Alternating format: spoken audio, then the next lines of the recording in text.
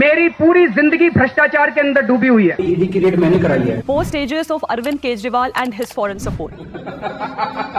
US, Germany and UN के हाल ही में केजरीवाल की शराब घोटाले में हुई गिरफ्तारी पर दिए बयान को हम सबने सुना, लेकिन ये वीडियो उनके लिए है जो सच में जानना चाहते हैं कि विदेशी संस्थानों को इतना इंटरेस्ट क्यों आ रहा है केजरीवाल की गिरफ्तारी पर और ये क्यों इंडिया के इंटरनल मैटर्स में इंटरफेयर कर रहे हैं। तो आइए समझाते हैं आज केजरीवाल के एक्टिविस्ट से लेके पॉलिटिक्स तक और पॉलिटिक्स से लेके उनकी गिरफ्तारी तक कैसे हर प्रोसेस में उन्हें फॉरेन सपोर्ट मिला है। केजरीवाल के जीवन को 4 फेजेस में बांटा जा सकता है। पहला एक्टिविस्ट केजरीवाल, दूसरा पॉलिटिशियन केजरीवाल, तीसरा सीएम केजरीवाल और चौथा स्कैमस्टर केजरीवाल। पहला फेज है एक्टिविस्ट केजरीवाल यानी इंडिया अगेंस्ट करप्शन से पहले का युग। एकदम शुरुआती दौर में जब केजरीवाल अपने आप को एक एक्टिविस्ट के रूप में स्थापित कर रहे थे, तब उन्होंने परिवर्तन नाम के एक एनजीओ बनाया और उनके एनजीओ में सीधा बाहरी सपोर्ट आया फोर्ड फाउंडेशन से $80,000 की फंडिंग से।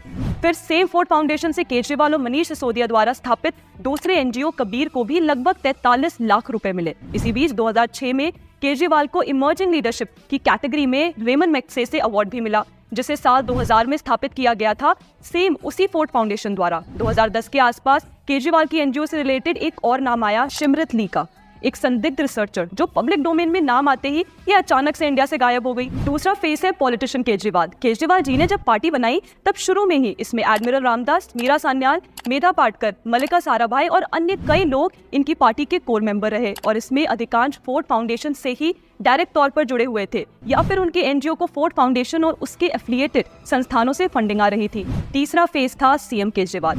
सीएम बनने के बाद शुरू होता है अगला फेज, जिसमें देश भर में स्थापित करने के लिए 2016 में उन पर एक मूवी बनती है एन इनसिग्निफिकेंट मैन, जिसके निर्देशक थे विनय शुक्ला, वही विनय शुक्ला जिन्होंने रवीश कुमार पर भी बाद में एक फिल्म बनाई। इसके बारे में हमने पहले खुलासा किया था कि कैसे ये डायरेक्टर और उनकी टीम में फोर्ड फाउंडेशन से जुड़े लोगों की फंडिंग कर रही है, यानी इस स्टेज में भी केजरीवाल को फोर्ड फाउंडेशन से जुड़े लोगों की हिडन सपोर्ट मिली। और आपको अगर याद हो तो द पैम्फलेट की टीम ने एक एक्सक्लूसिव स्टोरी केजरीवाल के फेसबुक अकाउंट को लेकर की थी, जिसमें यह रिवील हुआ था कि उनके ऑफिशियल अकाउंट कतर, यूएस और लिथुनिया से चलाए जा रहे हैं। पर यह खबर सामने आते ही उनके अकाउंट से यह सारा डाटा मिटा दिया गया। कौन इस पेज पर नजर रख रहा था, कौन इसके एनालिटिक्स की जांच कर रहा था, यह एक मिस्ट्री ही रह गई। और आखिर में आते हैं केजरीवाल के सार्वजनिक जीवन की आखिरी 4th स्टेज पर, स्कैमस्टर केजरीवाल। मोदी सरकार ने भ्रष्टाचारियों को साफ करने की जो मुहिम चलाई है, जिसमें अब तक 100 से अधिक राजनेताओं पर ईडी छापेमारी कर चुका है और लाखों करोड़ों की वसूली भी हुई है, पर ऐसा कभी नहीं हुआ कि किसी नेता के सपोर्ट में अमेरिका, जर्मनी या यूएन आया हो। केजरीवाल के सपोर्ट में इन बाहरी ताकतों का आना क्या इशारा करता है? क्या शुरू से ही बाहर बैठी इकोसिस्टम का सपोर्ट केजरीवाल को रहा है?